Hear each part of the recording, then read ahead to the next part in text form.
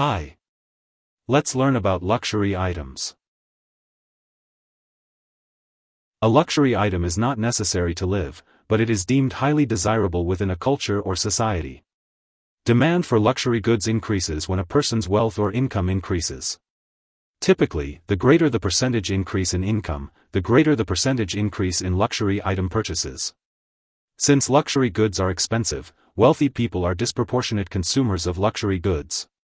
Those who are not wealthy don't usually buy luxury goods since a greater percentage of their income goes to need-based expenses in order to live.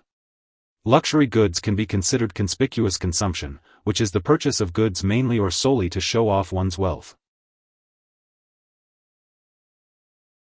Luxury items tend to be sensitive to a person's income or wealth, meaning that as wealth rises, so do purchases of luxury items. As a result, luxury items are considered to show positive income elasticity of demand, which is a measure of how responsive the demand is for a good to a change in a person's income. For example, demand for large, high-definition TVs would likely increase as income rises since people have the extra income to splurge on a big TV. However, if a recession occurs, which is negative economic growth, causing people to lose their job or experience less income from a lower-paying job, the demand for HD TVs would likely decline. As a result, HD TVs would be considered a luxury item. An inferior good is a good that experiences less demand as a person's income increases. As a result, it has a negative elasticity of demand. Luxury items are not inferior goods, instead, they're the goods that people opt to buy when their income increases to replace inferior goods. Certain luxury items may be subjected to a specific tax or luxury tax. Large or expensive recreational boats or automobiles can be subject to a federal tax. Luxury taxes are considered progressive because they typically only affect people with high net wealth or income.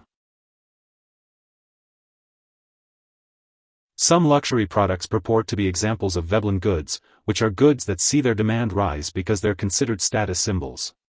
In other words, as the price of the good increases, so too does demand, as people perceive, it has a higher value. As a result, Veblen goods have a positive price elasticity of demand, which measures the change in demand as a result of a change in price. Key examples of luxury items in an economy include high-end automobiles, yachts, full-time or live-in chefs, and housekeepers.